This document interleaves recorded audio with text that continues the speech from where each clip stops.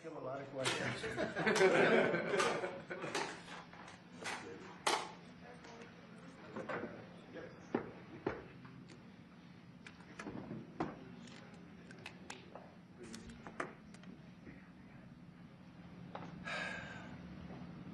You all set? So it's an honor to have you back. A friend of mine, Kid Rock, sometimes referred to as Bob. I know him as Bob, but he's been a good friend for a long time, many years, and he's been after something that is for the good of a lot of people, including, in particular, the public, and having to do with ticket sales and scalping and all of the gouging that you have been reading about. That's gotten worse and worse with time. And I didn't know too much about it, but I checked it out, and it is a big problem. And I thought, I think you've been trying to get this done for 20 years or something. He said Trump got it done in 2 weeks. But we came up with a very serious EO, and I'm going to sign it now, and maybe I'll ask you, Will, to explain a little bit about it, please. Of course, sir. So this is an executive order, as you said, that deals with the ticket reselling business. For fans of live entertainment and for entertainers as well, the ticket reselling industry has become a huge issue. These people use bots and computer algorithms to buy up huge blocks of tickets and then jack up the price so that fans of live entertainers like Mr. Ritchie, I almost called him Mr. Rock, don't have access to concerts the way that they should. And when they do, it's at exorbitantly high prices. So what this executive order does, it charges the FTC and the Department of Justice with rigorously enforcing laws on the books in collaboration with state attorneys general that have power over consumer protection and other people who have the power to really crack down on this issue so that entertainers and fans won't be subject to these abusive and oftentimes illegal practices. Good. Thank you very much. Bob, you want to say something? Yeah, anybody who's, it doesn't matter your politics. First off, thank you, Mr. President, because this has happened at lightning speed. I know you put, I want to make sure Alina Habba gets her credit too, because I know she worked very hard on this, but thank you for making this happen so quick. Anyone who's bought a concert ticket in the last decade, maybe 20 years, no matter what your politics are, knows that it's a conundrum. You buy a ticket for $100, by the time you check out, it's $170. You don't know what you're getting charged for, but more importantly, these bots. You know, they come in to get all the good tickets to your favorite shows you want to go to, and then they're relisted immediately for sometimes a 400% or 500% markup. And the artists don't see any of that money. And, you know, ultimately, I think this is a great first step. I would love down the road if there would be some legislation that we could actually put a cap on the resale of tickets. And I'm a capitalist and a deregulation guy, but they've tried this in some places in Europe, and it seems to be the only thing that's us as artists be able to get the tickets into the hands of the fans at the prices we set. I'll be the first one to say, and I know the president doesn't like when I say this, but I'm a little overpaid right now. It's kind of ridiculous. I would rather be, you know, a hero to working class people and have them be able to come attend my shows and give them a fair ticket price. I can't control that right now, so hopefully this is a step to really be able to make that happen. I know a lot of artists and a lot of fans who love concerts and music are going to be very appreciative of you taking this action. And I think Bob is more interested in the fans and the people that are having to pay crazy prices than he is the artist. Maybe the artist a little bit, but the fans a lot. I've spoken to him over the years about it, and it's been, it bothers him. It bothers a lot of other artists too. You see the artists, and they go out with a $100 ticket and it sells for $2,000 the following night. And they seem to be able to sweep up the best locations too, which is pretty amazing. So they've only enforced that Bots Act one time, I believe. Yeah. A couple of years ago in New York City, I think we got a couple $1 million fine, and that's the only time they've enforced that act. And who's the primary culprit? Who sells these tickets? It's the scalpers. It's these bots go in, and they're automated, so you're. But is there a company involved?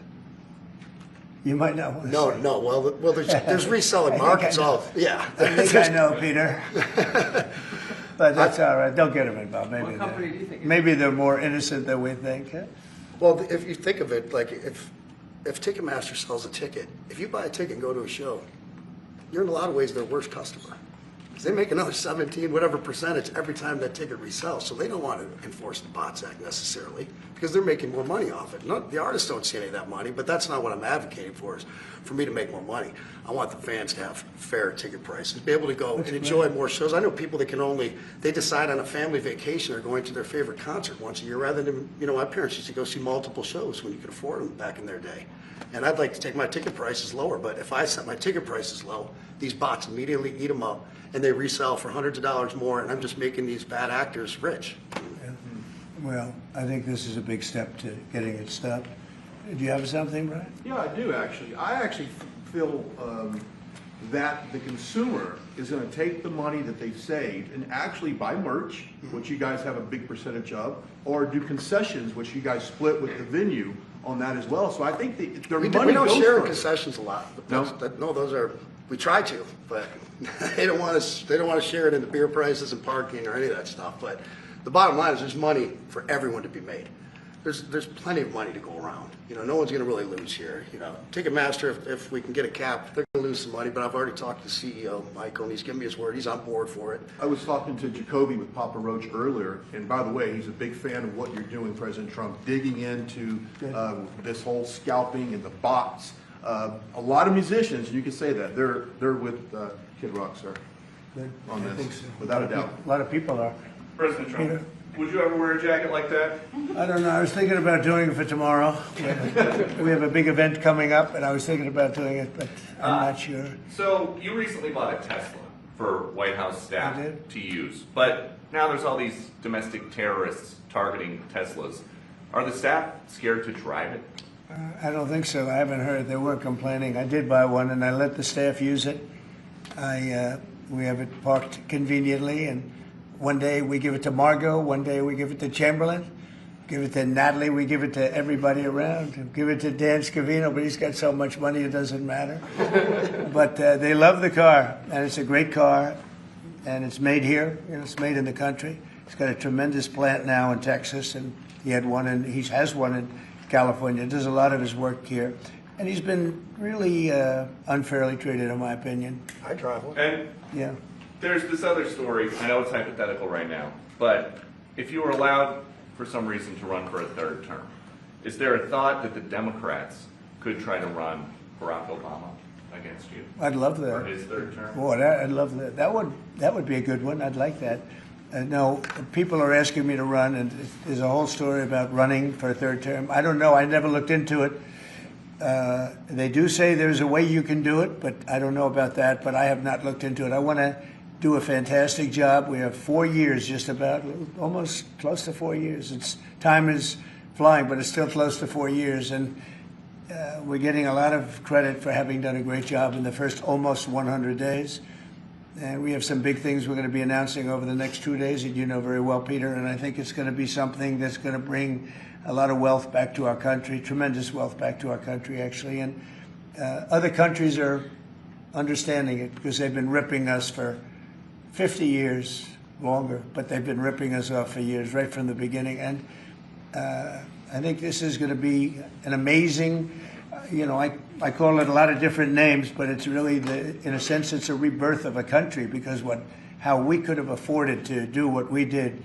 We help everybody, and they don't help us. I really, the term I like best probably is the liberation of America. It's the liberation of this country because it's incredible. Look, we have 36 trillion in debt for a reason, and that accumulates over a long period of time. So I think what you're going to be seeing over the next couple of days will be very inspiring to a lot of people. They had a lot of auto plants being built in a certain country.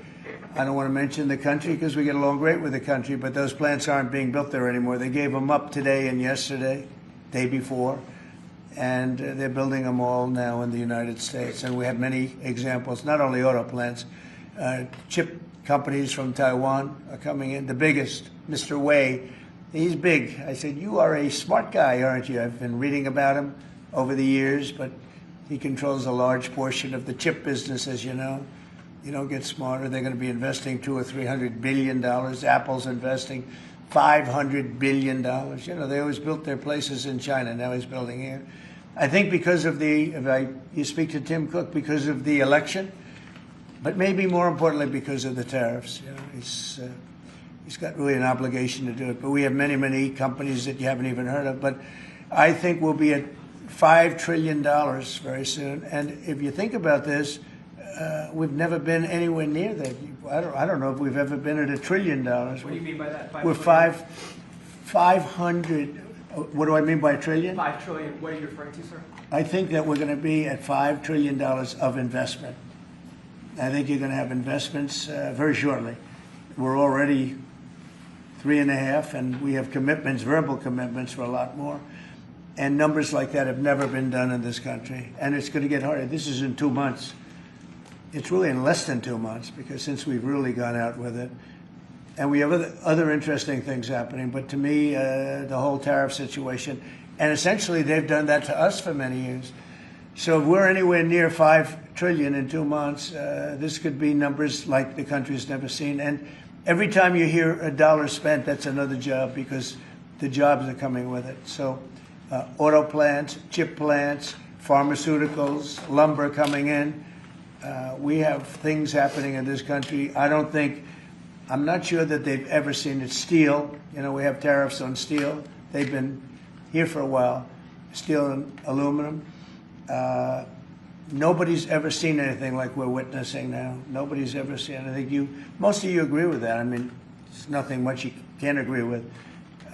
We have things happening in terms of jobs and investment, the likes of which I don't think we've ever seen. If you look at, let's say, $4 to $5 trillion in a period of a month and a half, that's even more than you do with your concerts, which are always sold out, right? Nobody's ever seen numbers. And think of it, where Apple's at $500 billion, as I said, but they always used to spend that money in China. Now they're spending it here. That means you're going to build. Now, they don't have any tariffs. Remember, there are no tariffs if you do your product here, if you build whatever it is in the USA. One of the things we're also trying to get is if you buy a car that was built in the USA, you get a deduction on interest. So if you go out and borrow money to buy a car, if it's built in the USA, never been done before, it's a big deduction for people that really aren't used to deductions, frankly, because people that buy cars like that are not big into the world of deductions, and now they're going to learn about deductions. So I think it's going to be great. Yeah. Mr. President, are you going to move ahead with a universal tariff or different individual tariff rates on a whole variety of different? Well, you're going to see in 2 days, which is maybe tomorrow night or probably Wednesday, you're going to see. And they're reciprocal. So whatever they charge us, we charge them, but we're being nicer than they were. We have a lot of countries, friend and foe. I always say friend and foe, but the friend in many cases is worse than the foe. They took advantage of us. And we are going to be very nice by comparison to what they were. The numbers will be lower than what they've been charging us, and in some cases maybe substantially lower, but we sort of have a world obligation perhaps. But we're going to be very nice. Relatively speaking, we're going to be very kind. Mr. President, you met with the chairman. Somebody said that about me the other day. They said, who doesn't know me very well, they said, "You're such a kind person." And I said, "Say that again." They said, "You're a kind person." I said, "I've never heard that before." It was a weird statement. I was kind. Who said that? I've heard of words that, I don't know, I better not tell you. You know, I've been called a lot of things, but it's sort of a different kind of a word. It's like an old-fashioned word, isn't it? Mr. President, you met with the chairman of Stellantis today. Did Yes. he ask you for a pause on the auto tariffs? No. What was that meeting about? Just about some of the problems they have with the environmental, which we're going to clean up. Have any of the automakers... We're going to probably go back to 1920. If you look, we're going to go back probably to a 2020 standard. So we'll have 2020 standard, and that's just a few years ago. Oh, they're making it so difficult all over the world. They're making it. It doesn't mean a damn bit of difference either for the environment. It doesn't matter. They make it impossible for people to build cars. So we're going to be doing much different. 2020 is a strong standard. But they've taken it to a level now that makes it very difficult to build a car. So we're going to be bringing it back to a standard that He's a very good environmental standard, but it makes it possible to build a car. Have you heard any concerns from the automakers, though, about the tariffs on parts that will go into effect over the coming weeks, about they what all that's going know. to mean for the price of... Well, I gave them a American-made big break cars? for a month. I didn't charge them anything, for a big month, for that first month. And they brought a lot of material into this country because they could bring it in without tariff. If you look at Canada and Mexico, they were driving hundreds of thousands of cars into the market because they avoid the tariffs by doing it before the tariffs go on, which would be Wednesday. And I saw some of your shows where cars are lined up for miles and miles.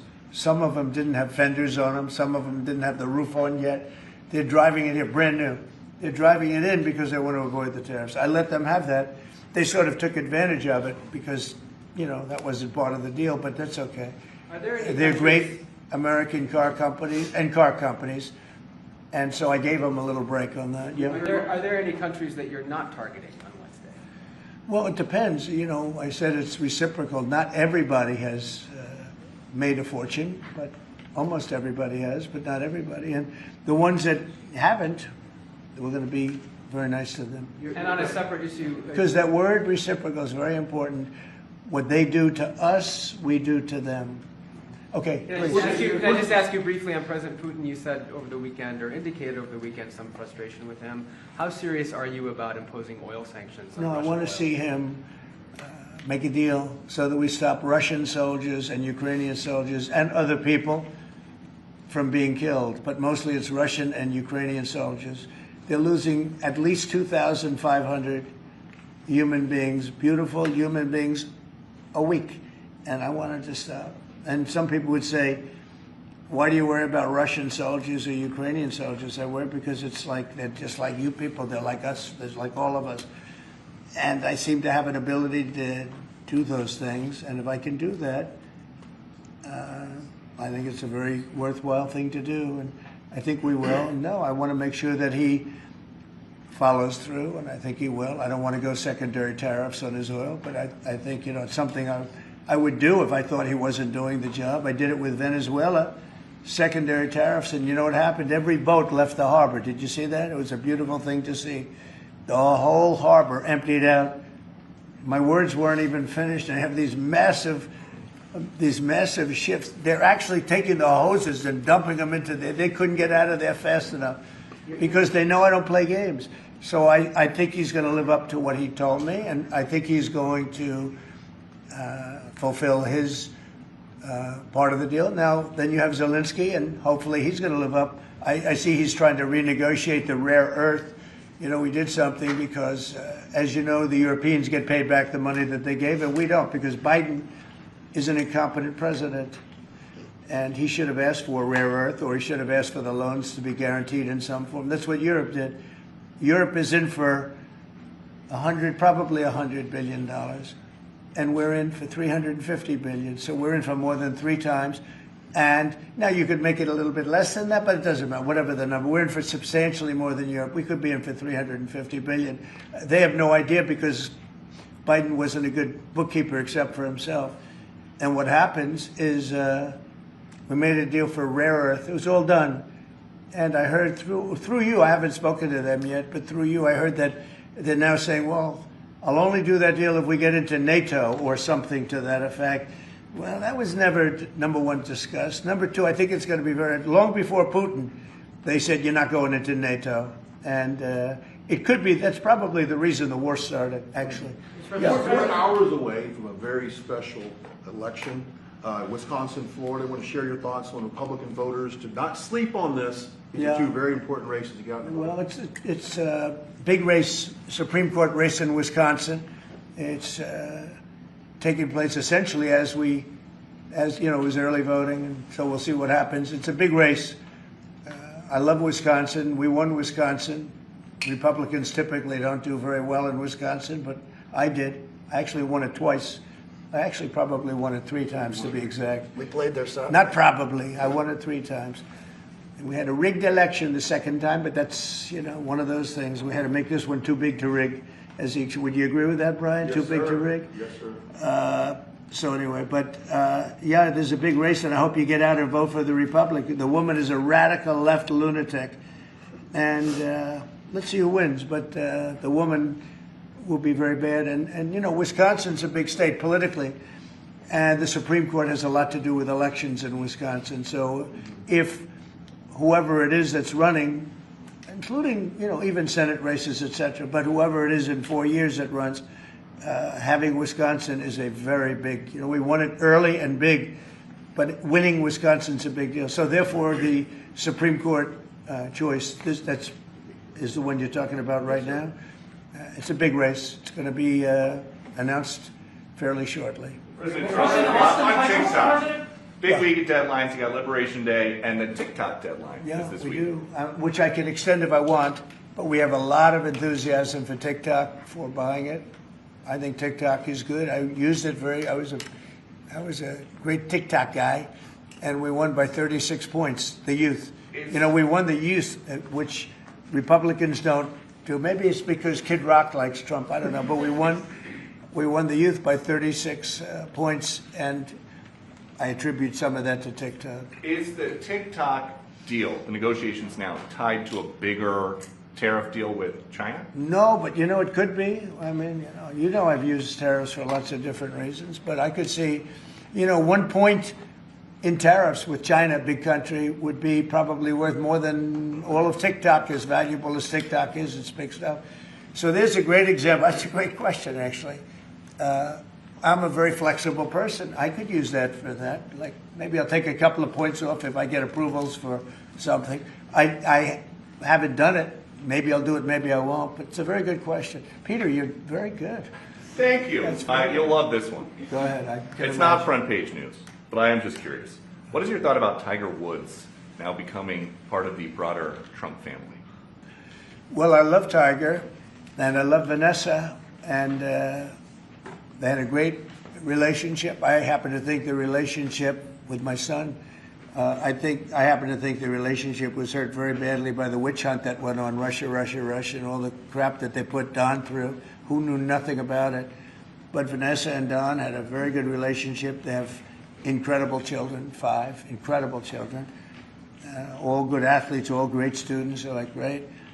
And they broke up, you know, quite a while ago, and which was to me very sad because I think they're both great. Don and Vanessa, and Tiger actually called me a few months ago, and you have a very special, very good relationship with Tiger. I played golf with him a couple of times over the last month, and he's a fantastic guy and a fantastic athlete. And he told me about it, and I said, Tiger, that's good.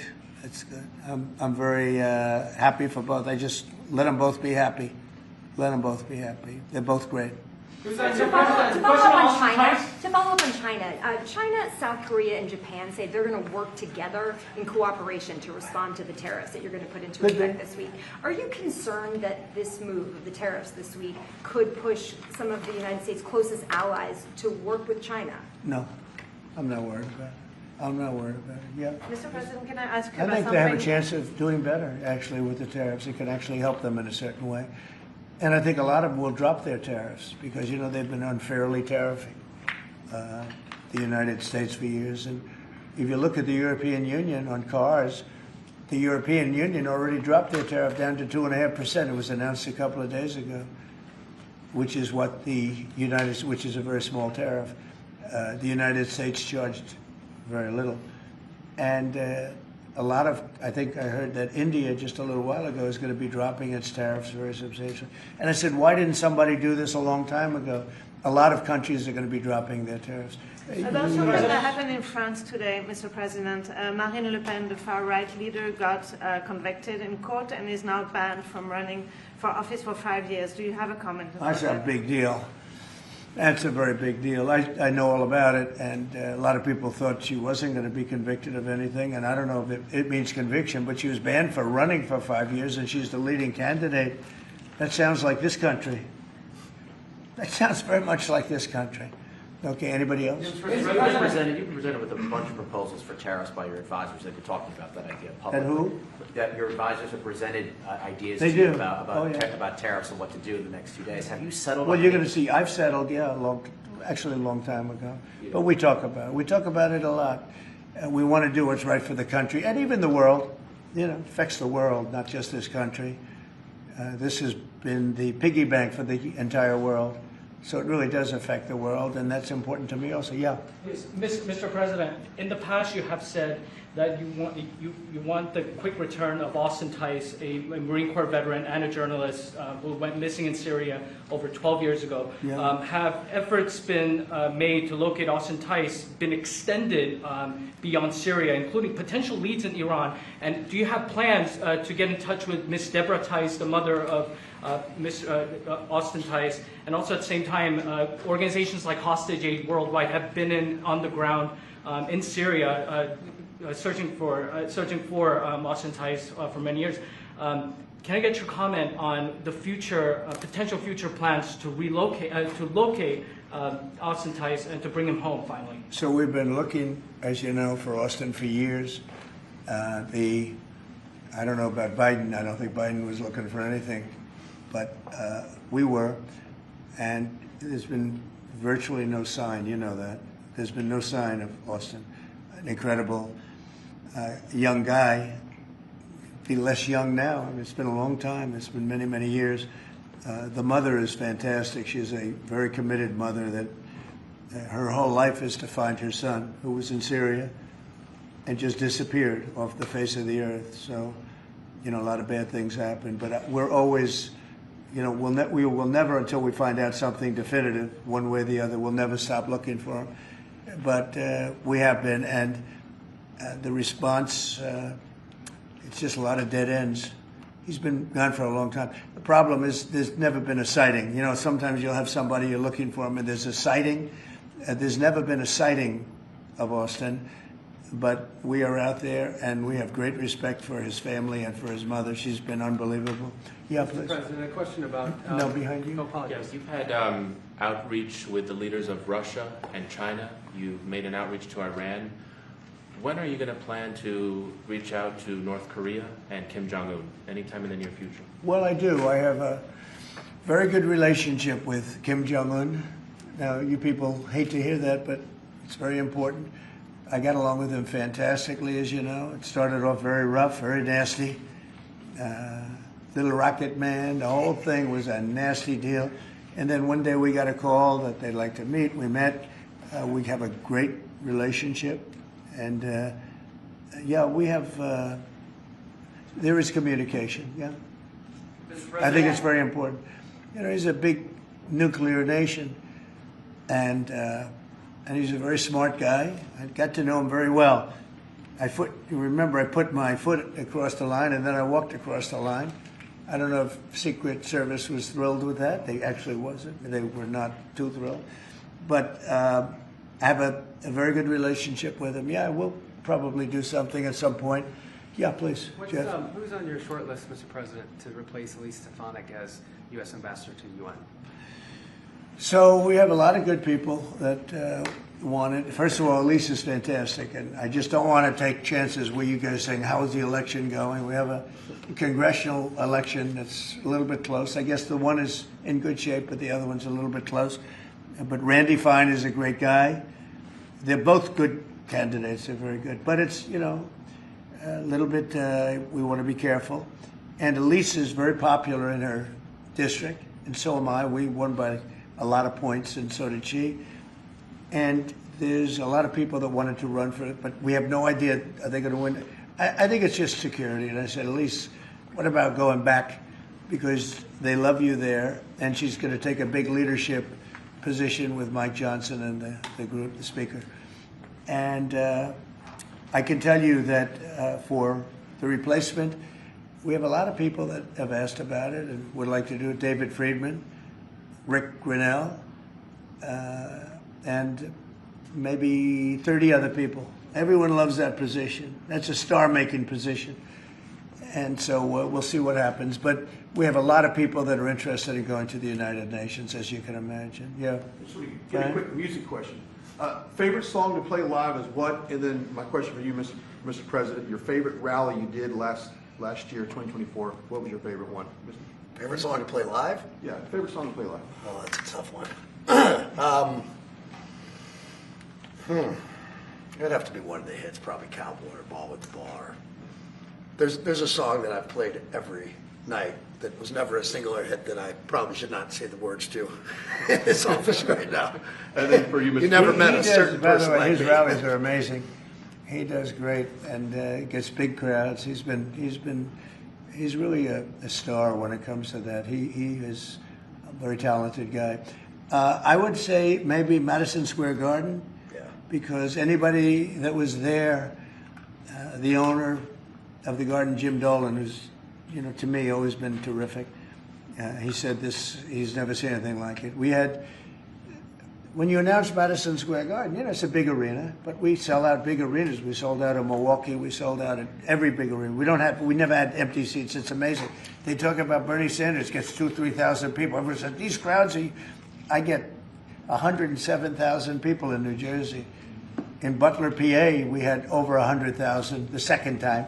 We had 55,000 the first time. We have big crowds. I would say Madison Square Garden because I grew up in New York and the garden is great.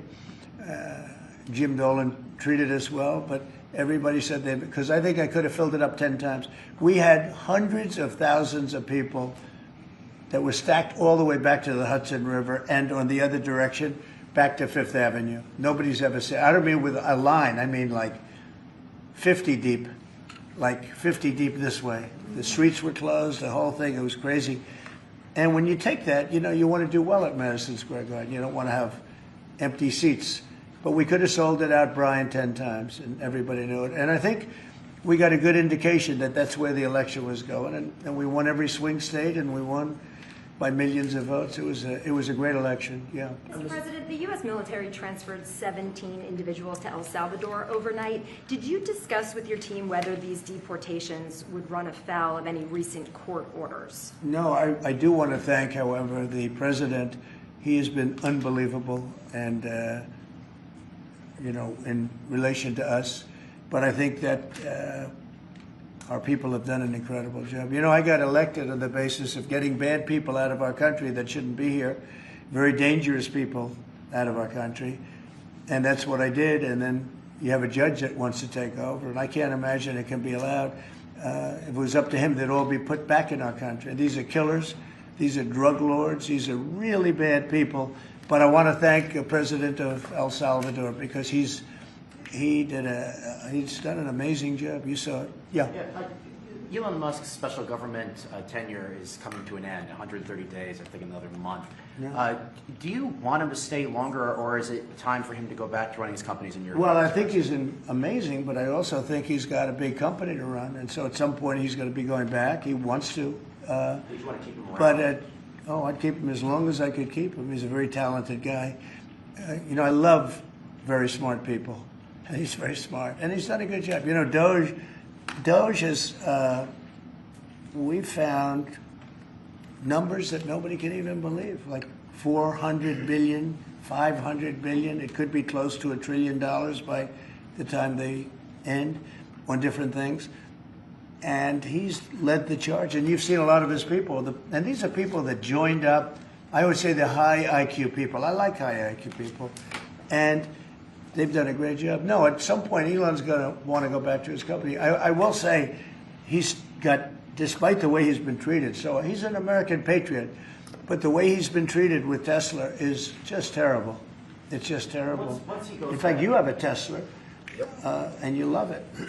You love it. He was saying before he bought a Tesla, he loved it. A lot of people are buying Teslas, I think, and I hope they are. He should not be treated that way. He's done an incredible service to our country. Well, once he goes back, is DOGE going to keep operating even without Elon here? Well, I can't tell you that. I can say this, that a lot of the people that are working with DOGE are the secretaries, the heads of the various agencies, and they've learned a lot, and they're dealing with the DOGE people. I think some of them may try and keep the DOGE people with them, but, at a certain point, I think it will end. But they have also gotten a big education, and they're doing a really good job. There'll be a point at which the secretaries will be able to do this work and do it very, as we say, with the scalpel. And that's what we want. Yeah, Jeff? Mr. President, have you had any updates on the U.S. soldiers missing in Lithuania? I have. Can you give us an update? So 3 are no longer with us, and 1 is unfortunately probably in the same category, but they haven't declared that yet.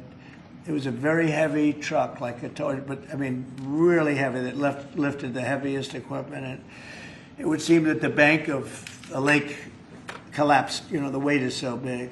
And it was at night, and it was very cold weather, and ice, a lot of ice. And it's possibly slipped, and the weight is so enormous of this thing. It's a massively heavy vehicle. And if they slipped a little bit, that's probably what happened, and it flipped. And 3 are gone, and 1 is missing. On a separate topic, follow up on immigration. Did you see the video of the Tufts University student who was taken off the street by ICE agents last week in hoodies and masks? There's been a lot of criticism of that. Are you comfortable with how that was handled? Well, I haven't really looked at it in any detail, but I will. I mean, I have seen it quickly, but not. I wouldn't want to comment on. Yeah, please. Yeah, Mr. President, would you be able to confirm recent reporting that you are making plans to go to Saudi Arabia next month? And if so, why is Saudi Arabia so important? So, I have a very good relationship with the Middle East. In fact, if you look at Michigan, I won the vote by a lot. People were a little surprised. And I have a very good relationship with Mohammed and the king. His son is Mohammed. He's great. Crown Prince, actually, he's Prime Minister, too. He's got a lot of good titles. But he's great. And the king has been wonderful. And if you remember, last time I went to Saudi Arabia, I put him first on the list because they agreed to buy $450 billion worth of American goods, military and otherwise. And they did. And it was an unbelievable day. It was in this gorgeous ballroom, and companies were there from many, probably 100 companies. And they were given anywhere from $40 or $50 million to less. And more, actually. Okay, some of them were given numbers that were just many times that amount. I think we had a couple of $20 billion deals and big stuff. And it's a very rich country because of oil. And we are a very rich country ultimately when we straighten it out because of oil. Oil is always good. And I agreed to do it again, and they've agreed to spend close to $1 trillion of money in our American companies, which to me means jobs. So they're going to spend hundreds of billions of dollars giving them to American companies that are going to be making equipment for Saudi Arabia and other places in the Middle East. And for that, I think it's worth it. I did it last time, $450 billion, and the press was there. It was one of the most unique days I've ever seen, where companies would get up and you're getting $20 billion. They named the company. The chairmen were all there, every chairman and top person in the company. You remember that, Peter? I don't know if you were there. You might be too young for that. I was on the Democratic campaign trail at the time, That so I was missed boring. This was a much better deal.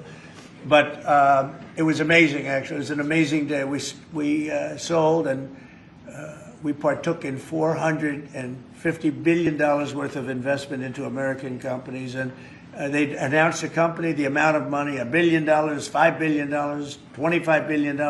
And the chairman of the company, many of whom, you know, well-known figures, prestigious figures, great business leaders, they went up, they shook the hand of somebody, and they would sit down, and we just had a big investment made. So it was a record. Nobody ever beat it before. $450 billion worth of jobs. I view it as jobs more than anything else. And now we're close to $1 trillion, so it's more than double the number that we did when I first came to office. And this trip takes place next month. It could be next month, maybe a little bit later, yeah. And we're going to Qatar also. And also we're going to possibly a couple of other countries. UAE is very important. It's a great leader in UAE. And I had his brother here the other night, if you saw that. We had a wonderful guy, a wonderful family. So we'll probably stop at UAE and Qatar, and as I used to call it, Qatar. Nobody's ever told me right or wrong. I always like to say Qatar, but it's Qatar. They like to say Qatar. And Saudi Arabia, the 3 of them, and then we'll go other places also. But in the Middle East, those seem to be the 3. And again, tremendous amounts of jobs will be created that in those 2 or 3 days.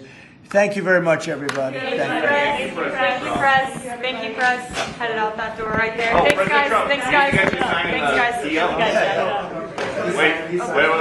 Well, that was good. Okay, ready, everybody? Well, you better do well with this. He's gonna do it, make sure everything is nice and clean, right, for your Make industry. America fun Because you're again. not in a clean industry. Hold that up. Okay? Thank you, everybody. Thank you, press. Thank you, press. Headed out this way. Thanks, everybody. Thank you. Did Biden do news conferences like this, Peter? I don't think so. He was never standing next to somebody who looked like they were about to be shot out of a cannon. It wouldn't have worked out too bad. How's it going? Good to see you.